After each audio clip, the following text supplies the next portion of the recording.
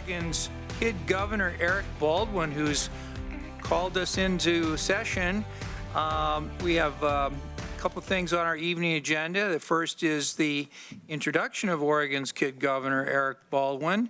And after that, we'll have Commissioner Buck introduce her, and then she can make some remarks. And then we're going to go to our public comment, and we're going to have everybody take 3 minutes.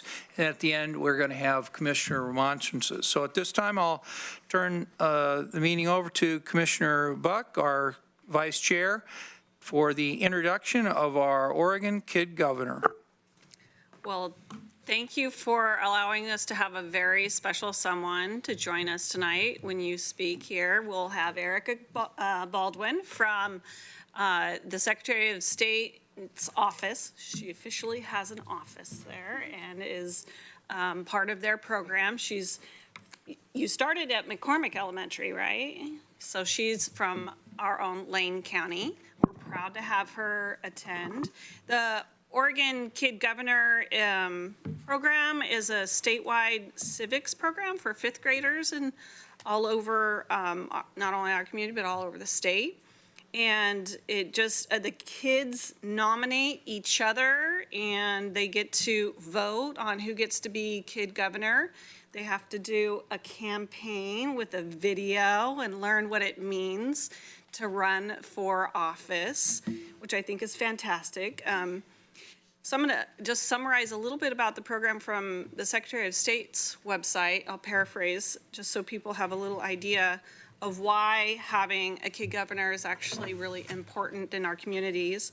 You know, kids have a lot of enthusiasm to better the world, and this is really a way to harness all that good energy and to create action and participation in civics throughout our communities. The program really illustrates how elections work, because they have to go through the whole election type process, and how really everybody of all ages can choose to participate in our democratic process.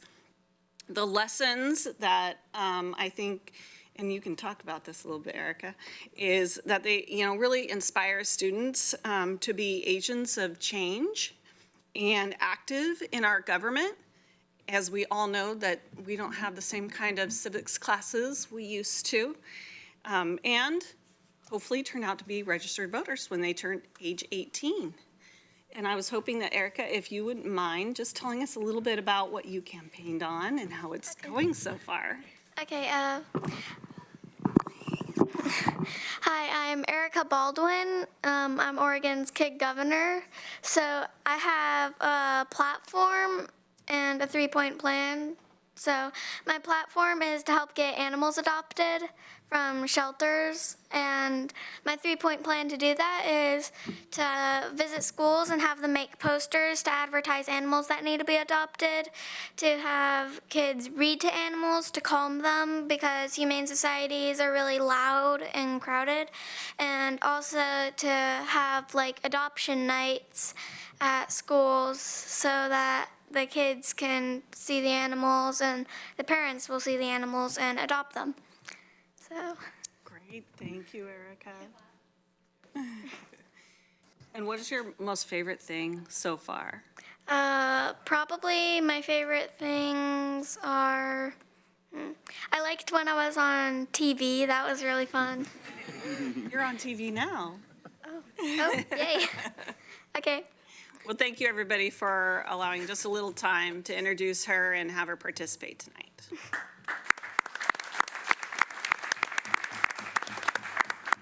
We're pretty lucky to have a kid governor from our community, so thank you for joining us. We had planned on having public comment this evening, but do commissioners want to make any remarks to our kid governor? Because I don't know about you, but I've never met a kid governor until today, so it's pretty exciting. So, any comments for our kid governor, Commissioner? I just want to say thank you and welcome. When I was 11, I think we were busy imitating a new Saturday morning cartoon show out on the playground and pretending we were each one of the monkeys. So in 5th grade, that's what I remember about 5th grade, not thinking about, adopting pets and being a kid governor. So congratulations. Oh, really? We get to take turns? Honoring Erica. Congratulations, Erica. And I have decided, no matter how contentious the issue, there shall be no swearing tonight. As the grandfather of someone that's almost your age, anyway, it's really cool that you're here. Your platform is far more in-depth than mine was, and you have my absolute respect.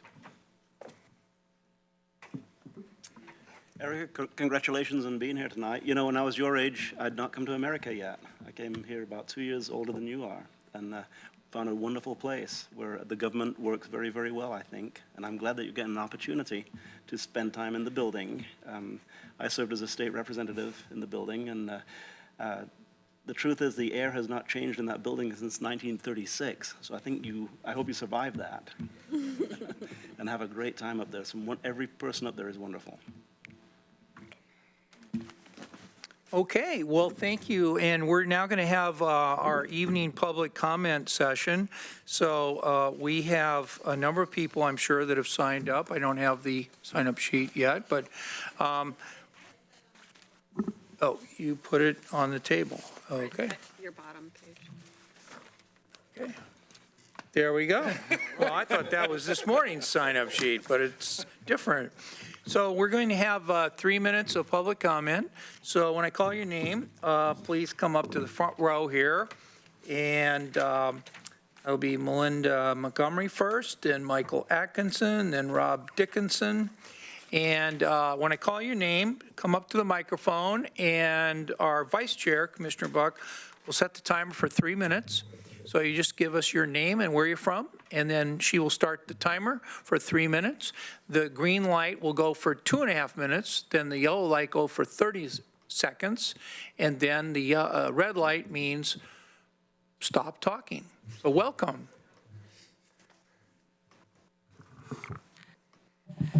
Good evening. My name is Melinda Montgomery, and I'm from Noti, Oregon. So I want to ask, how many of you are part of a multi-generational family that are stewards of the land? Many of us who are here today are third, fourth, fifth, even sixth generation landowners. Many of our families came over the Oregon Trail, mine including. They arrived in the mid-1850s, settling in Dexter. Have you heard of the Parvins? We have a bridge, a road, and a butte named after my grandmother's family. I can, in fact, show you every place my family has lived for the last 5 generations. So, I ask you this: why would we do anything to poison our legacy, our future, our livelihood, our home? Do you think we're stupid, ignorant farmers, loggers, tree farmers, landowners? I look around the room behind us and I see people with bachelor's degrees, masters, and more in forestry, agriculture, education, business, and experienced stewards of the ground we all call our home. We take this responsibility very seriously. I implore you to stop this insidious work to stymie our ability to work our land, our legacy, in the manner we've been guided and educated to do. We elect you to represent us, but lately I feel unheard. You seem to be led by a vocal and single goal-driven minority that wants to see our land go fallow. Why is this? Who does this serve? The groups behind this are short-sighted, egocentric, and frankly are clueless to what is already in place, and the ramifications to my family and our fellow landowners, if these go further, they'll be short of devastating. We already are regulated extensively in what tools we can use and how to use them. There's no need for more. This and others like it will further hamstring us and put even more obstacles in our way to provide the best use of the land we hold sacred. I beg you to do your due diligence and actually read the systems already in place. Ask questions if you don't understand them, and if you need to do more research multiple sources, but most of all, talk to me, talk to us, your constituents, not just these activists. Talk to us who know the land, and don't just listen, but hear us. To have us here tonight is huge. None of us are young, and none of us are being paid to be, well, let me take that back. Some are young. But, but none of us, whether we're young or old, we're not being paid to be here. I've never been paid to go and stand before anybody to talk to them about how I feel. So, it is actually a tremendous sacrifice to our families and businesses to be here. It's going to rain for the next 5 to 7 days. My brother and nephew are working until dark to deck as many logs as they can before getting rained out. How many fellow farmers are doing the same? We are missing 4-H meetings, church groups, service meetings, PTO, PTA, etc. I have food to put up, but I'm here. We're yet again advocating for our livelihood because we can't trust you, our commissioners, to do the work to seek the truth, to find a balance of research-based material to help and aid your thought process. Because when you don't ask us or search out more info than what is being spoon-fed to you by special interest groups, we sacrifice our time to be heard to try to educate you. Thank We you are the so people much for your public comment. earning a living that provide the taxes that are necessary to run this county. Thank you. So next up is Michael Atkinson and Rob Dickinson, and then Ted Reese. Welcome, sir. Thank you. Erica Baldwin and commissioners. I can't hardly back up with what Melinda just said about the ownership. I've only owned my place for 55 years. But I am a forester, and my father was in agriculture. The things that you do here can affect all of us out there in the things that we do, and you can affect them adversely. Please, whatever you do, look at these things in depth. And as Melinda suggested, come talk to some of us. I'd welcome an opportunity to take you to the woods, to talk over what is out there, the things that have happened to us. You know, we've incurred several events in the last 3 years. One was the ice in *16. Then the subsequent bug kill because we couldn't get the trees out because there wasn't enough logging capacity. And then the snow last February. And still, we are not done. We got bark beetles out there killing, they're not discriminate. They're killing 85-year-old trees on my place. So if somebody's concerned about how much money we're making, we aren't making any money. We're making a little. After waiting 50 years for it, we ought to make a little. And if we don't provide some wood to the mills go away and your tax base goes to pot. So please, keep in mind not only the state law that's being flaunted here a little bit with, I think, some of what's going to be talked about tonight, but also just the other rules, the taxation, all these things are very important. And it's true for not just foresters, but farmers as well. Thank you very much for your time. Thank you. Okay, next, Rob Dickinson, Ted Reese, Justin Wolkman. Good evening, Commissioners and Governor Baldwin. I'm Rob Dickinson from Community Rights Lane County, and I'm pleased to be here tonight to urge you, the Commissioners, to, after the work session tomorrow, to refer the ballot measures of Community Rights Lane County to the 2020 ballot. I know there's a lot of people here who have come to argue against that, but really the reason you should do that is because so many people in our community have called for that. That's the whole part of the point of the democratic process. That's why so many signatures were collected asking for a chance to vote on this.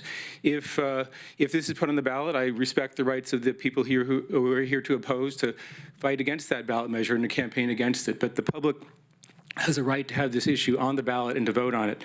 There's a reason why when a ballot measure is filed that the substance of it is not eligible to be reviewed either by the county, the clerk, or the commissioners or administration. It's because it's a First Amendment right to have issues of importance come before the public. And that's what's true here. I hear that people feel like this is important for their industry, and I respect that as well. But, you know, we've had so many people who have been harmed by this spraying, people who have either had their children sickened or been sickened themselves. One of our first chief petitioners who had been sprayed repeatedly died of cancer. She attributed to this. That was also the truth for the chief petitioner of a similar measure in Josephine County. So yes, there are people that have been harmed, and those people have a right to have their voices heard and have this issue of so much importance come before the voters. So I hope you will take that into consideration. In the materials that we've provided to the commissioners, it's clear that the argument that the county council is making that commissioners would be liable if they were to refer it is really not well-founded. Okay, there's really been no clear case of anyone being held financially liable for referring a ballot measure, and I think the argument that he's making is that they are preempted by law and therefore can't be on the ballot. Well, a couple things. First off, the ballot measures have what's called a severability provision, and so if any part of those ballot measures were found to be unenforceable, the rest could still be enforceable. So, for example, the aerial spray measure, while it prohibits the aerial spraying, it also establishes a right to clean air, water, and soil, which is not preempted by any state law, to my knowledge. So, therefore, if this was referred, that part could be struck down, but the other parts could stand. For example, there could also be an initiative on the state ballot, which we could file tomorrow, which would overturn that preemption. So, it's quite possible that you could be putting something on the same ballot as something that would make them unpreempted. So there's many reasons why the county council's position is not accurate, and we'd like to see tomorrow him justify how this is actually valid. Thank you very much. Thank you. Ted Reese, followed by Justin Workman, followed by Pam Driscoll. Welcome, sir. Thank you. Good evening, Ms. Governor and members of the committee. I think in grade 5, I was chasing around other kids on the playground playing football or something much less educational than your time here, and certainly the time that you're going to spend in the Capitol making decisions on our behalf. I appreciate the opportunity to speak with you this evening. I think all of us in this room, regardless of our ideas and thoughts on these specific issues, very much value the opportunity to be here while we're not working. I'm officially off the clock, although I had been for about 11 hours earlier today until I walked in the room. I'm here because I'm passionate about these ideas. I'm passionate about the things that I do. By the way, my name's Ted Rice. I work in Lane County as a professional forester, have been since the year 2000. And I'm passionate about what we do in the woods and in agriculture, and quite frankly, around our homes to make this a better place for you, a better place for me, and lots of other people that are coming here all the time. That's literally the work that foresters do every day. We grow trees using the natural environment to grow wood so people can build houses, so they can keep their heads dry in the wintertime. That's what it's about. Lots of other discussions kind of circle around those issues, but that's really what it's about. I would ask you to think about what the Public Health Advisory Committee recommended a year and a half ago to the county commissioners. I know there's 2 commissioners that are relatively new to this subject, just in terms of the official work that's been done here at Lane County. They came up with a couple of recommendations, and you can find that. In fact, I found it today on the in the minutes of the Public Health Advisory Committee back in early 2018. They talked specifically about the subcommittee they set up, recognizing the fact that the state holds rules, rulemaking, oversight, all of those kinds of things at the state level, and at the local level, that's really not what local government is set up to do. There's reasons why we have separations of responsibility, so we don't have to have the expertise at every level of government. That kind of makes sense when you think about it from an efficiency standpoint. So the Public Health Advisory Committee that you all set up to help you with these questions gave you some basic recommendations, and I just ask that you look at those and consider those in your discussion tomorrow. Thank you very much again. Thank you. Okay, Justin, Workman, Pam Driscoll, Robin Bloomgarden. Welcome. Thank you. Justin Workman, I live in Triangle Lake. You guys have heard my story before. My family was poisoned about 9 years ago from aerial drift from helicopters, from forestry sprays. And what we're talking about here is not going to affect the small mom and pop forests out here. This aerial ban is a huge compromise. And really the timber corporations that own over 5,000 acres, the big ones that actually hire the helicopters, are the companies that are going to have to pay a little more to get rid of the invasive weeds. Because I don't know anybody in their right mind that would be comfortable with being at home and having a drift from your neighbor come and poison you. If it was any other neighbor other than forestry, you could go and you could do something about this. But since it's a helicopter and a forestry activity in the state of Oregon, you cannot sue these timber company in the state of Oregon unless you have agricultural loss or if you have major bodily harm, which is organ failure or death. Now, I've talked to several lawyers about this, and this is what the case is in the state of Oregon. So my child was a year older than you, Ms. Baldwin, when he was poisoned with 2 different chemicals in his body, and the 3 times that we tested him, he came up positive.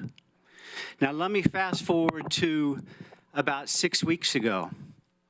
The Department of Agriculture was out at my house recently, and they took samples of vegetation from my property again. And their ocular view, when they were at my property, they agreed that the drift had occurred. And my sons have been coughing and vomiting again, just like what happened 9 years ago. My 19-year-old son, Rowan Waking, just got prescribed an inhaler for asthma. He's 19 years old. He spends most of his life out there on the farm. Okay? There isn't a single person here that can justify that sort of stuff. I have been poisoned. I see it. I had severe neck and joint pain 2-3 weeks ago, and I had a cough that I'm finally getting over. There are precedents. There are priorities. And I can tell you that if human health is not a priority in your guys' mind, then we're in the wrong place here. You're not coming at it from the right point of view. This is about human health violations. This is not about small mom and pops losing their right to use pesticides on their forest. Only if you're using a helicopter is that the case. And it's not the small farms. Thank you so much for your public comment. Thank you for listening. Thank you. Okay, Pam Driscoll, followed by Robin Bloomgarden, followed by Jason Hodder. Hi, my name is Pam Driscoll, and I live in Dexter, Oregon. Heather's my representative. About 3 years ago, Mount Zion, which is in Dexter, got aerial sprayed, and a friend and neighbor of mine got chemical drift and had severe throat issues for about 4 months. Luckily, her dogs weren't out getting sprayed. This kid, Governor Baldwin, we don't want our dogs to get poisoned. We don't want our wildlife to get poisoned. We don't want our pets, our farm products, plants to get poisoned. From 10,000 BC to 1945 AD, all agriculture was organic. Hey, guess what, folks? Things grow without poison. Newsflash. So yeah, I live in Dexter. We used to have Parvin Butte, but it's now more like a nub. That's destroyed. I just read an article, I think it's the Baker Herald from Halfway, Oregon, and they were talking about similar issues, 400 acres getting clear cut and then sprayed, and the citizens were very concerned about their well water getting contaminated the way and erosion, et cetera. And the company was from Boston, the logging company, and they actually stopped aerial herbicide spraying, and they actually tried to, at first, not use any chemical sprays, and they found that backpack spraying worked better. So they were willing to compromise and to listen to the citizens. I'm really thinking the state of Oregon could get sued because Roundup has glyphosate. That's cancer causing. We all know about the cases where people have had settlements, millions of dollars for getting glyphosate and getting cancer. So the state Oregon Farm and Forest Act bans anybody from suing if they get harmed. So doesn't that put the state of Oregon right front and center for an incredible lawsuit for the harms and damages? Because we can't sue the logging industry for what they've done. So the state of Oregon made this law where if you get sick, you're just SOL, right? I didn't swear. So I think we all can understand. Oh, and another thing, on the national forest, they have banned herbicide use for decades. And guess what? All the logging industry, they want to get at those trees on the federal forests, but they're growing just fine. So I think this is not even an issue. It might be technicality issue, state preeminence and all that, but we got to do what's right. And if we can't put it in front of the voters, if there's some block or whatever, how about we send a letter to the state of Oregon, the county commissioners, and urge a change in the Farm and Forest Practices Act, because this is long overdue. We got to put the timber industry in the back seat for a change and do the right thing. Stop poisoning the people on the planet. It's as similar as climate change. We got to do a 180. Business as usual has to stop. Thank you. Thank you. Robin Bloomgarden next. Jason Cotter, William Wynkoop. So welcome, Ms. Bloomgarden. Hi, Robin Bloomgarden. And I'm going to change the subject a little bit, but I agree with everything the last few people said. I wanted to give you a report back about the recycling. I went to one of those things this weekend, and I've been collecting plastic for, God, it seems like half a year at least. And it turned out about half the stuff I collected wasn't even recyclable with the numbers that we got. But the ones that were recyclable, about half of those had paper labels glued on, and I have arthritis in my arms, my hands, my wrists. I spent 3 days trying to get labels off of those things so I could take them down there, and I finally ended up having to throw away about 6 bottles. I couldn't do it anymore. So I love the idea of recycling, but it can't be on the citizens, especially old folks.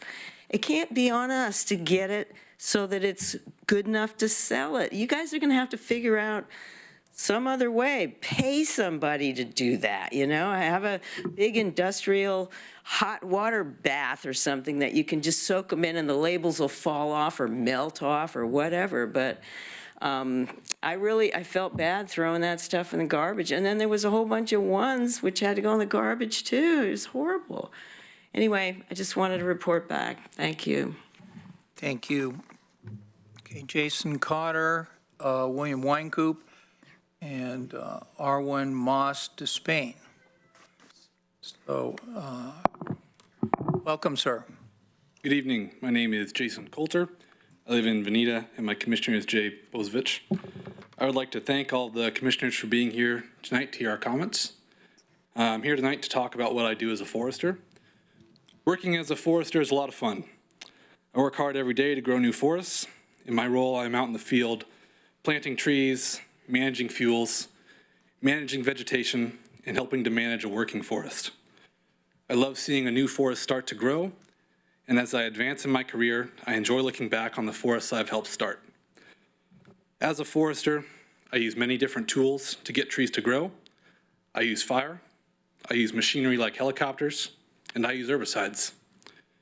Whenever I do any of these activities, I have at the forefront of my mind the goal of protecting the resources I am working around and following all of Oregon's forest laws and regulations.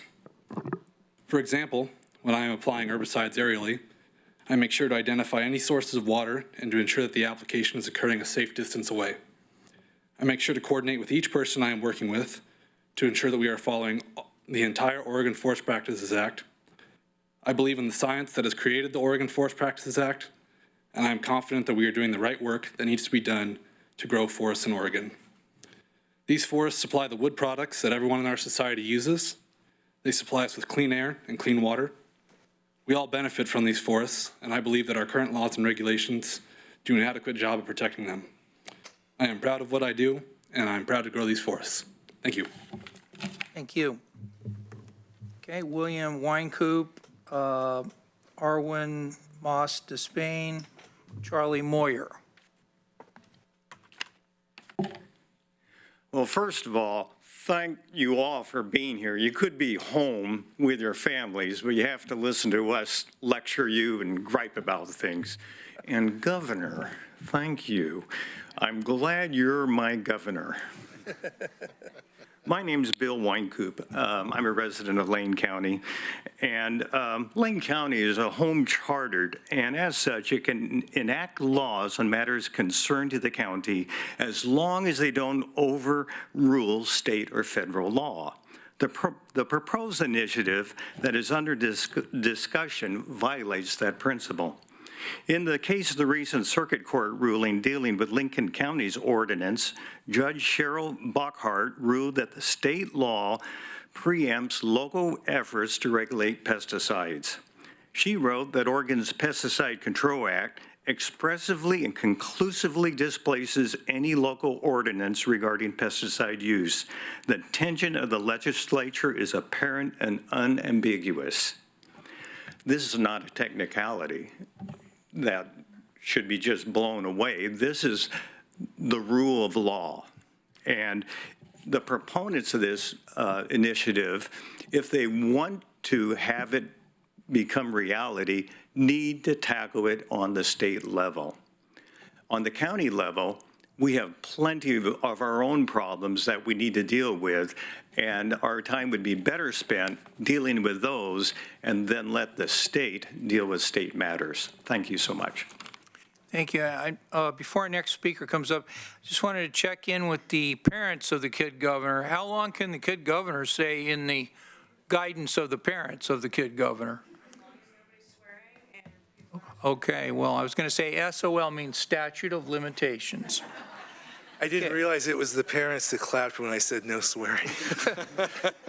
Okay, so Ms. Despain, you're up next, followed by Mr. Moyer and Deb McGee. Welcome.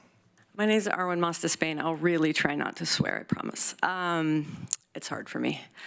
I am the executive director of Carry It Forward, which is a small nonprofit that operates in Eugene and Springfield working with homeless individuals. And I'm here I listened to the meeting this morning in public comment, and I wanted to follow up on a few things that were said.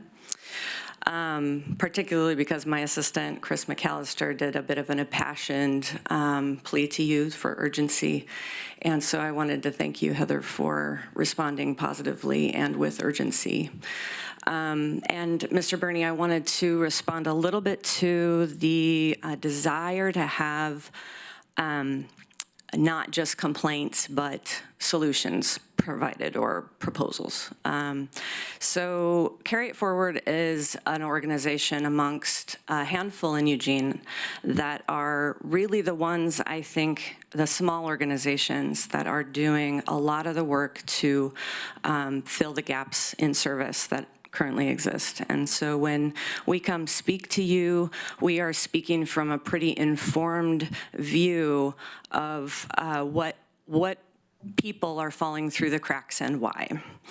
My organization has also recently, in the last, since March, been working really hard to partner with the county. And so I think we have a unique view from kind of an outsider's point of view of what it's like for small organizations to try to partner with the county. And I can tell you that everybody we've worked with has been lovely, all good people, good hearts, in the right place, good intentions, but the process has been terrible from a small organization point of view. And so, of course, many people will chuckle and say, oh, well, that's bureaucracy. It takes a long time to get anything done, and everything's, at a snail's pace. I guess the thing that I've sort of reflected on in the meetings that we've been in, many meetings since March, to try to get something to happen, is that these processes are made by humans, right? They didn't just come down from on high. They've been made by us, and they are enacted by you and the other people in all the rooms that we're in. And so how can we reflect on those processes so that they are actually serving the people? Because from where I stand, I'm losing people. What Chris said this morning is true for me too. We lose people every day. Every single day I go to my regular job, and then after that, I go out and I respond to the street for emergency response every day. We're doing it every day. And so I want you to hear our voices as not complaints, but important information that should be informing change that needs to happen in the system. Thank you. Thank you. Hey, Charlie Moyer, Deb McGee, Wyatt Dunlap. Good evening. My name is Charlie Moyer, and I am a forester with a very large mom and pop company, Roseburg Forest Products, and I am passionate about forestry. I've spent my career working in forestry, both in Washington and Oregon. I've spent the last nearly 20 years in Oregon as a forester doing reforestation work. To continue with my education, I've worked on several projects with continuing education and to teach new foresters things, as well as working on things like my pesticide license. It takes about 40 hours of intense study to actually take the test, and then you have to continue working on studying and to renew your license every year. So one of the things that I wanted to speak to you about is the unintended consequences of something like the Lincoln County ban on aerial spraying. If that had gone on longer, one example that I have is the Asian gypsy moth was a problem in the Portland area quite several years ago. If a spray ban was enacted down here, you would not be able to do the same type of application they had there. And the consequence for that was no trade. You wouldn't be able to get a export license for bringing products in or out of the area. So it's very difficult to see all the consequences down the road. When I am doing when I'm working with reforestation and working with helicopter operators and aerial application, I deal with my neighbors all the time. They see me so much they kind of get sick of me, but I'm there protecting, making sure that we're aware of all their resources, be that they're legal or not legal in some cases, but we're there to identify those, make sure that they're well protected, and that everyone through the chain is aware of them. This summer I spent several mornings, 4 in the morning, to protect neighbors' water system, to make sure that everyone was aware of it, everybody worked around it so that we did not impact their system at all. And they're very appreciative of that kind of work, and that's what we do. We work with our neighbors, and we're very passionate about forestry. Again, thank you all for your time for these sessions, and thank you, Erica, for attending as well. Thank you so much. Okay, and next up, Deborah McGee, Wyatt Dunlap, and page 2. So that'll be Katie Geiser. So first Deborah McGee, then Wyatt Dunlap, then Katie Geiser. Welcome. Good evening. My name is Deborah McGee. I've lived on the same small farm in Lane County for 37 years. Honest, truthful discussion amongst the populace is how cultures and societies change for the better. That's what happened in the 1830s when neighbors started saying to each other out loud, you know, selling other people's children for profit and kidnapping and enslaving people, that's wrong. And times changed. When women started to say, hey, no fair, the law says I can't own property and I can't inherit from my family. Who makes those laws? I want the vote. And times changed. Protest demands and civil conversations turned the human herd to divest from the destructive multi-trillion-dollar slave economy, and women fought, went to jail, and won the right to vote after 100 years of struggle. At the age of 13 in 1965, I came to understand that I was gay. Defined by the culture as a homosexual, I was a mental illness diagnosis in the Diagnostic and Statistical Manual of the American Psychiatric Association. My lover was abducted from her dorm room, put into a straitjacket, and given electroshock therapy as a cure. But on August 16th, 2014, I was able to legally marry the woman I have loved for 24 years, retired Commander, United States Navy, Patricia Hine. I never imagined that in my one lifetime, I would go from labeled a mental illness to marriage equality. You see, the human herd turned toward the light to make it better for everyone. Times changed. We stand at a similar life-changing crossroad. I believe that humans, when educated and inspired, do turn toward the light, and we make life better for everyone when the hearts and minds of the populace understand reality and can respond appropriately. We don't have years to mitigate the climate emergency. In fact, world scientists say we have 10 years to prevent unstoppable, catastrophic climate tipping points. And that does not mean starting in 10 years.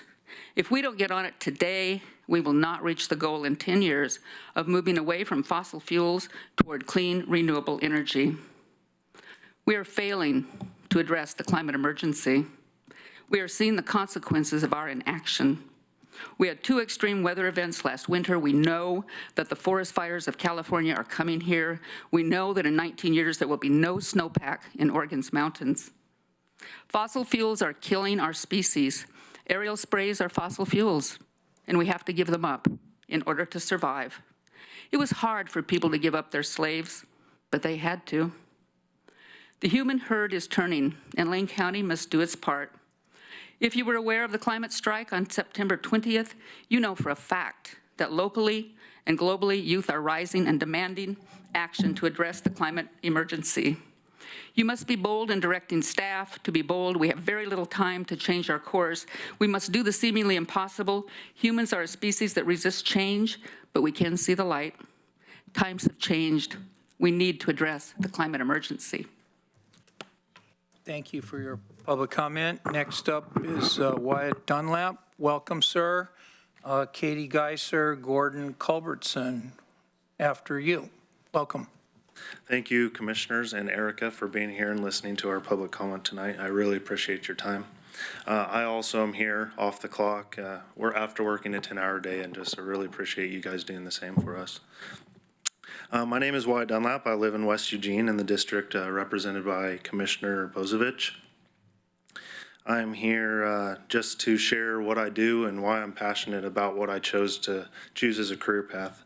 I was born and raised on the Oregon coast, a couple of miles outside of Reedsport. Hunting, fishing, and recreating in the outdoors have been my hobby ever since I was a little kid. I'm also the 5th generation on a small farm that has cattle and timber. Last June, I graduated from Oregon State University with a Bachelor of Science in Forest Engineering. I'm extremely proud of my education and how it's prepared me for the major responsibilities that I've received in my career path today. It has shown me the proven science behind the Oregon forest practice laws that promote the management opportunities, as well as protect the resources such as water, humans, and animals. OSU is ranked among the top 3 universities in the world in the study of forestry. To say that I had good training is an understatement. I had outstanding professors that spent hours, years studying and teaching scientific facts. Just yesterday, I had the opportunity to put my learning to practice in implementing a 60-foot buffer on a small stream. This buffer will protect water quality that will protect fish that will hopefully get to catch later on down the road. I also got to flag in a harvest unit to clean up the damage that was caused by last winter's heavy snow. This will greatly reduce the fire fuels on the forest floor, as well as help salvage and produce some of the carbon storing lumber that is above our heads every night. The thought of daily being able to enjoy, protect, and help provide these resources is what has helped guide me into this career field, and there isn't a moment that I'm not thankful for choosing this path. Thank you so much for being here and listening. Thank you. Next up, Katie Geiser, followed by Gordon Culbertson, followed by Tiffany Roddy. I'm Katie Geiser and Commissioner Sorensen's district. I too am a fourth-generation Oregonian and a fourth-generation Willamette Valley resident. This testimony is in support of Community Rights Lane County's request for the commission to refer the ban on aerial spray and for the right to local self-government initiatives to the ballot. We speak on behalf of the 30,000 petition signers. We ask you to honor the democratic process. In your considerations which follow tomorrow's joint work session, we ask that your decisions be based on legal grounds which repeatedly substantiate the lack of liability for proceeding forward with the referral. Thank you for giving serious consideration to the legal information with which you have been provided. Thank you.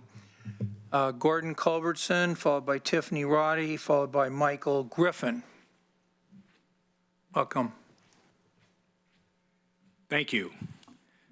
Governor, commissioners, I appreciate you taking time to hear from us tonight. My name is Gordon Culbertson, and I live in Walterville. Our family is proud to be forest landowners in Lane County. 3 generations of our family are actively involved in our work. We harvest timber from 1/5 of our land each decade. This contributes not only to our income, but to the long-term health of our forest. Some may call us mom and pop, but we strive to use best practices in all we do and take good care of the land. Family foresters are your neighbors. They own 44% of Oregon's private forest land. Nearly 70,000 individual Oregon families are engaged as small woodland owners. Each day, our growing forests cleanse the air, provide clean water, and homes for wildlife. Last year, 1 in 6 trees harvested in Oregon came from family forests. Our harvested timber makes safe, durable, renewable, and desirable carbon-storing building materials. Our family forests have been harvested, reforested, and harvested once again over the past century. This is our heritage. The trees planted this winter will be harvested by our grandchildren. We're in a patient business. Recently, extreme and unnecessary restrictions have been proposed to create rules limiting our management options. Yes, these rules will affect us as small owners as well. Strict regulations have governed forest practices in Oregon for decades. A patchwork of local ordinances is unnecessary, unreasonable, and just bad public policy. Lane is the top wood-producing county in the nation. That's not by accident. We have some of the most fertile and well-tended forests in the land. As rural residents, our family has a strong respect for the environment and a respect for our community. It's our responsibility to pass along our heritage. That heritage is century long, and that we're very proud of to continue. Thank you all for your attention. Appreciate the opportunity to talk with you tonight. Thank you so much. Tiffany Roddy, followed by Michael Griffin, followed by, I'm gonna guess here, well, no, I'm gonna ask Joe to guess. What do you think? What do you think, Ed? Ed, followed by Ed. Okay, so welcome, Ms. Roddy. About 3 minutes. Thank you. My name is Tiffany Roddy, and I live in Cottage Grove in Heather Bucks District. I want to thank you all for your time, as I know you've had a long day. And I also want to thank you for the opportunity to have these meetings at night. I work all day. There's no way I can attend your daily meetings, and I'm not paid to be here, so I do appreciate the opportunity. I'm a forester for a local family-owned forest products company. Forestry is a discipline rooted in science. The literal definition of forestry is the science and art of creating, managing, using, conserving, and repairing forests and associated resources for human and environmental benefits. I'm here tonight to speak because I am concerned about how our laws, particularly those around my profession, could potentially be influenced by emotion and ignorance instead of science. Most everything I do in my job, especially the fun parts like burning, spraying, planting, thinning, fertilizing, they're all regulated by Oregon's Forest Practices Act.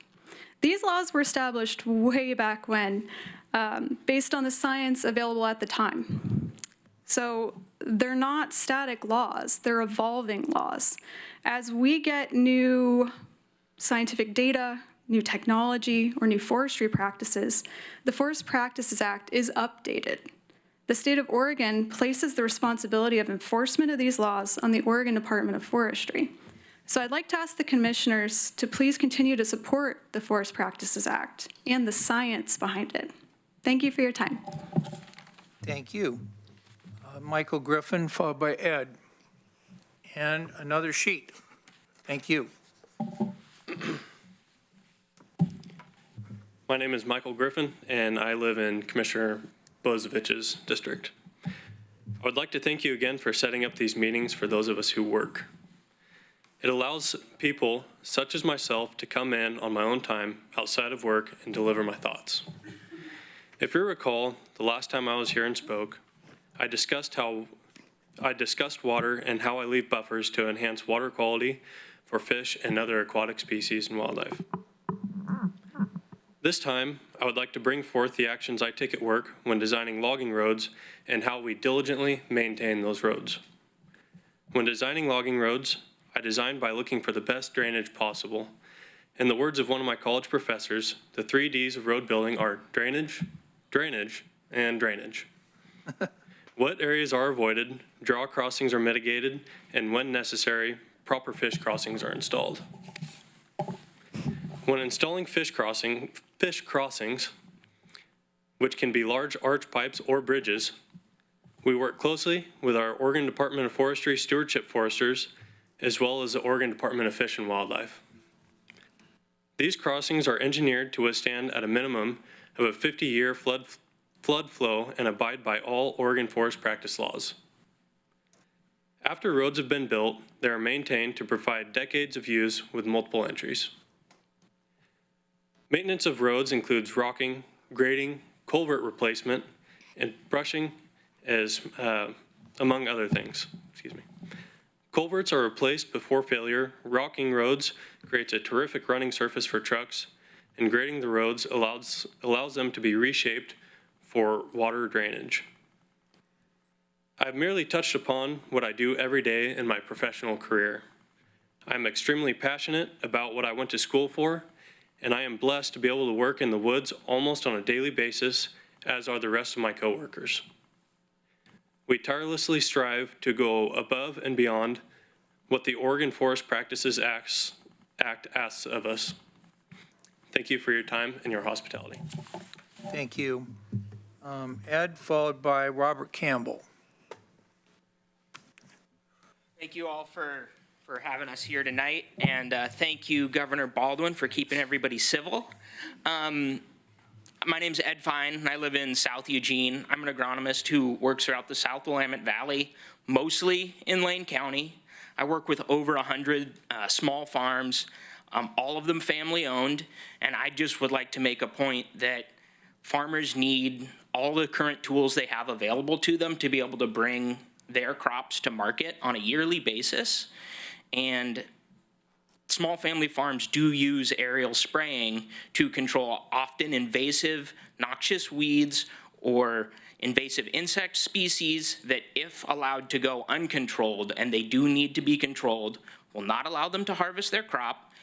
And most farms are all in on the farm every year. If they don't bring a crop to market for 1 year, often centuries-old family enterprise could go out of business. So I urge you, do not allow that tool to be taken away from our small family farms. Thank you. Okay, thank you. Robert Campbell, welcome.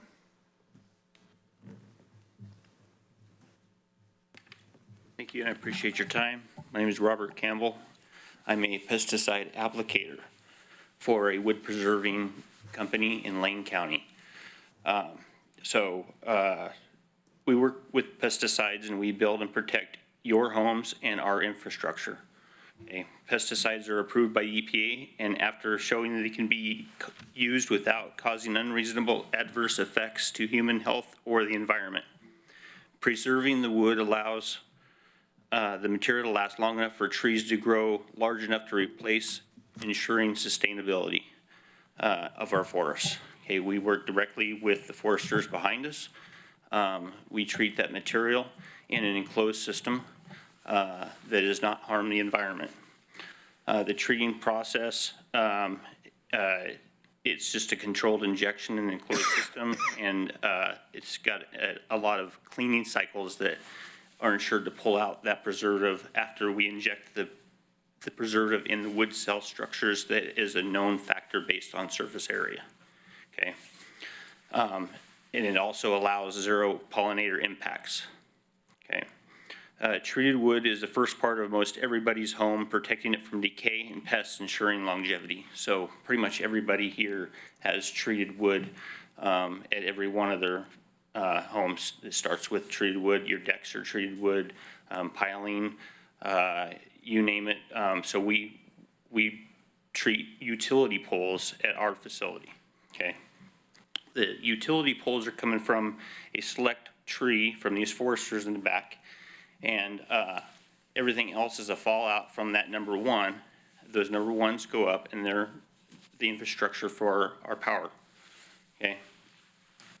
Rail ties, guardrails, piling decks, fences, bridges, all of it used treated wood to protect and last. Okay. Different chemicals are used for different applications where they may be sensitive to the environment. Example would be copper. Preservative would be avoided where it could impact fish habitat. The highest valued quality trees are manufactured for our utility poles. Preservative ensures its longevity to allow the renewable resource to be sustainable. It's important for everyone to understand how positive this is for our future, and no other product can achieve this. My company is a member of WWPI, which is a nonprofit trade association founded in Oregon in 1953. They represent 16 facilities and around 356 employees in Oregon, along with industry members from other Western states. WWPI serves the interests of wood preserving industry in so that renewable resources exposed to the elements can maintain favorable use in aquatic, building, commercial, and utilities industries that we all benefit from. So although, spraying commercially may not be directly the same, but it could affect us all in the end. Thank you. Thank you for your public comment. Okay, Ms. Ashbridge, you're in the back of the room. Do we have any signups? No. Okay. Well, thank you for everyone that signed up for public comment. We're now going to turn to the commissioners for any comments they want to make. And who wants to be recognized then? Mr. Farr? No? Okay, you'll wait. Anyone else like to be recognized? Okay, Commissioner Buck. I'll start this off. I know that the conversation tonight has been dominated by our proposed discussions in the morning about aerial spraying. So I appreciate each and every one of you coming out this evening. As many of you said, you've had a long day and you still made time to come out and speak to us about this subject. So I really appreciate that. I'm so glad that these evening comment sessions have, in my mind, been successful because you're here and you're speaking to us about what's important to you, and that's what they're all designed for. So we will have a robust conversation in the morning, I'm sure, about that particular subject, and I thank you all for your input. I did want to just touch on the other two subjects that were talked about, which was recycling plastics. It is very challenging. I completely understand what you're talking about. It's very confusing for people to understand what they can and cannot recycle. And I look forward to additional conversations through the county's climate action plan about product stewardship and being able to determine before a product made that it can be recyclable or has an end life in which it can be reusable. And the other subject brought up, although I think she may have left the room, was regarding our housing and homelessness. We did talk about that this morning. We're working on several aspects of trying to address the housing and homelessness issues that we are seeing in Eugene. And we will continue that conversation. We've asked for additional input on what we can do for winter strategies that will affect this winter in hopes to make sure that people are sheltered and are safe during the winter period. And I think that we'll continue that discussion until we see some answers, and we do have other long-term solutions underway. So thank you for the time. Okay. Any other commissioners want to make any remarks? Pat? Well, thank you. I'll be very brief. Arwen may not be here, but I'm fairly certain that she is listening. And I'm going to talk to you, Mr. Rickoff. We've been working very recently on using one of our facilities, the 99 facility, for the nonprofit that she runs, which is Carry It Forward. And I thought we were pretty close to an agreement there, where they would use the facilities and some of the open space out there. In fact, it seemed to me we were right on the verge of such an agreement. That included Conestoga huts for some of the people who work for the nonprofit. And it also included some Conestoga huts adjacent to the Armory on some of the surface parking out there. We've been working, trying to get the Armory used for Carry It Forward, as you know. The reason I'm saying this out loud is because the words need to be said. This is the work that we've been doing. And I'd like to ask for you to relay to Mr. Mokryski just a report on where we are specifically with the Highway 99, formerly Camp 99 property, and with the area surrounding the Armory, understanding that the Armory probably is not going to work for this project, but that the area surrounding could potentially be used with relatively low impact for 6 residential dwellings. Okay, thanks. I gave you a heads up before the meeting that I'd be asking for this, Mr. Rickoff. So, the second thing is quite a bit of testimony tonight, and I heard from some folks that I don't typically hear from. I heard from some folks that I hear from pretty regularly tonight also. So thank you for being here, understanding that a long day of work quite often is difficult to, especially on a dark night like this, to rouse yourself out away from dinner and away from your family. But thanks for being here. There is one testimony that really rang out to me that I heard very clearly. I used to work in the woods myself. I worked for the State Forestry Department.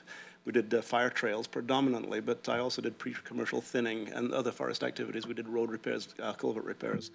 I also worked planting trees for quite some time, sometimes on steep slope, but they wouldn't trust me on steep slope. Some of the more hot-shot tree planters worked on the steep slopes while I did the easier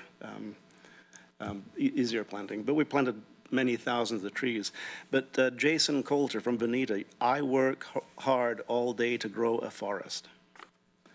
What a wonderful statement, and what a wonderful way to spend your hard day of work is to grow a forest. We live in forests. I love forests. I'm from Tillamook County, which you think of cheese, but Tillamook is actually a forest county. And really, the fact that we can go in our forests and look at the trees that you grow, that is a blessing for all of us. And then, Mr. Culverson, you talk about harvesting 1/5 of your land. every decade, leaving 4/5 to, so every 50 years roughly, you complete a harvest on your land. And what you said, we're planting trees today that our grandchildren will harvest. And then the next thing you said was really cool. I thought, we're a patient industry. So thanks very much for being here this evening. I enjoy hearing the testimony and look forward to hearing more from you as we move forward with our decision-making process. Thank you. Okay, any other commissioners want to make any remarks? Go ahead.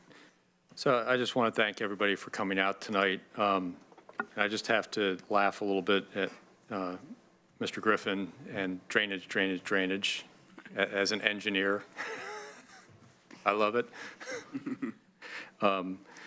Yeah, how many, it's, as a commissioner, you would be amazed at the number of constituent calls I get that are involving poor drainage. And somebody's yard that's flooded out or a road that's undercut, and some people didn't pay attention to drainage at some point. So I really appreciate that. My degree is in ag engineering, so I had to take agronomy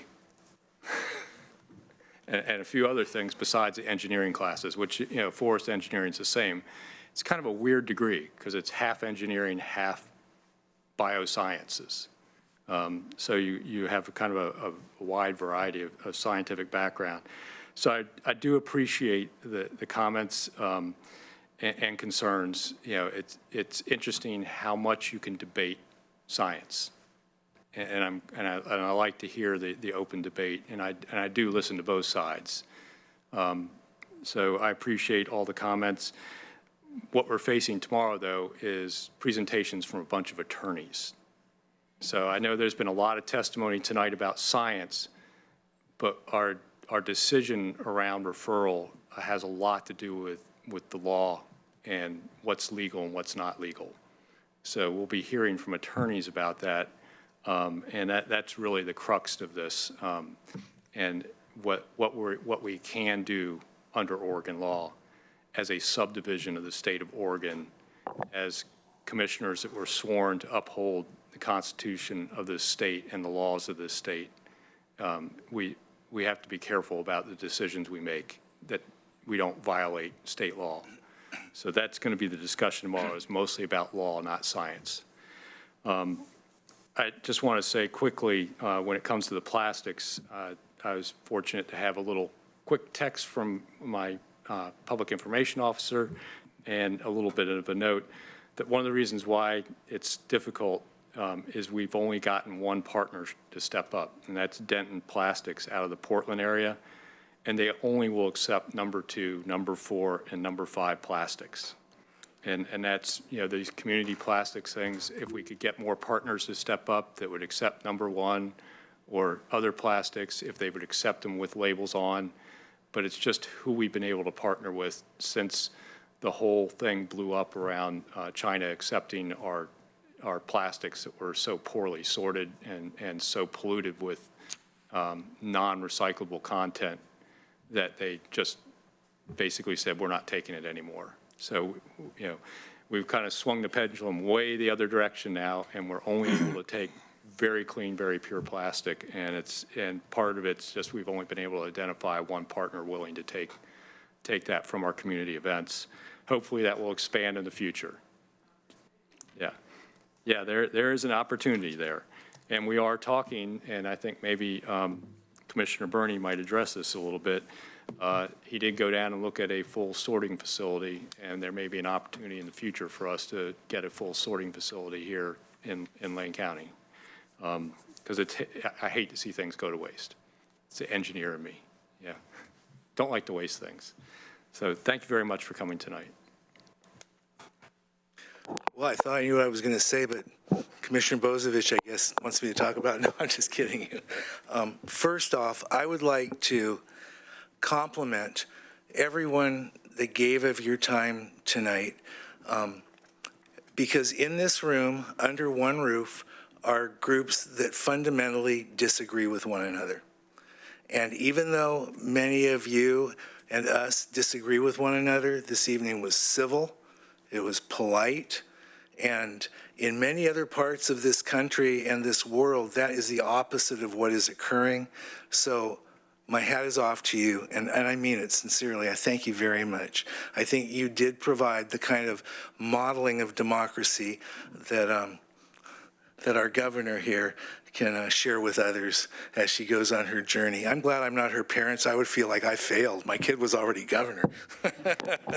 I would like to say that, as it relates to recycling, yes, we have initiated in our Public Works Department looking at how we can achieve zero waste. I'm not saying that we can, but if we don't aim for the stars, we won't get to the top of the hill.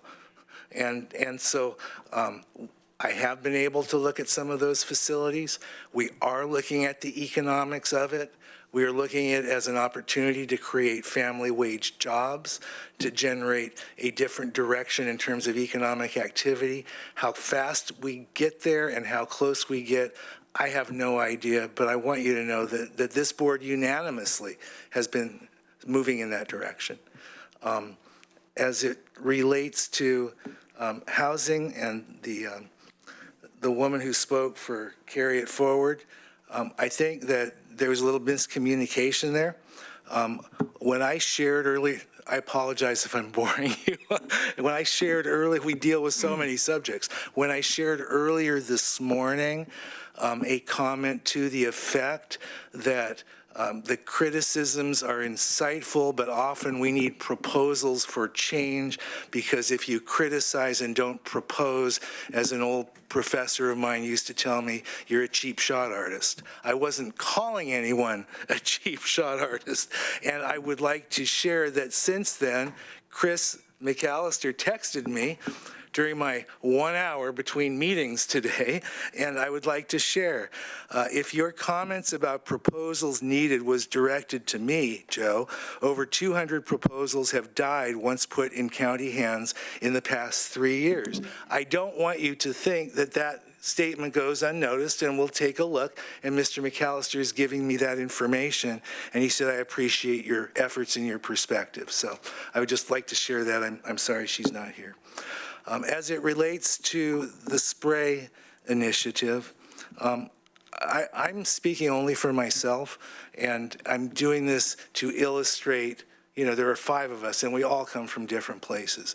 But I would like to say that before we even launch into that discussion, I will not accept, no matter what decisions I make as I move forward, to the best of my ability, that I am owned by one group or another. I received no endorsements and no money from any timber industry companies. I received endorsements, but no money from any environmental groups. I am not owned. I retired before I started this.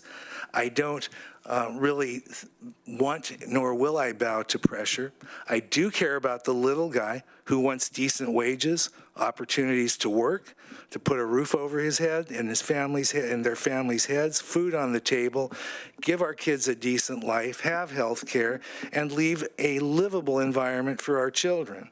That's what's called the public interest, and that's what we all have to represent, regardless of criticisms from the right, the left, or the center. Having said that, for those that say we need to listen, I agree to both sides, and I would just like to share, among the companies I have visited and talked with include Roseboro, Roseburg, General Trailer, Swanson, Seneca, Timber Company. My wife has gone on multiple forest tours.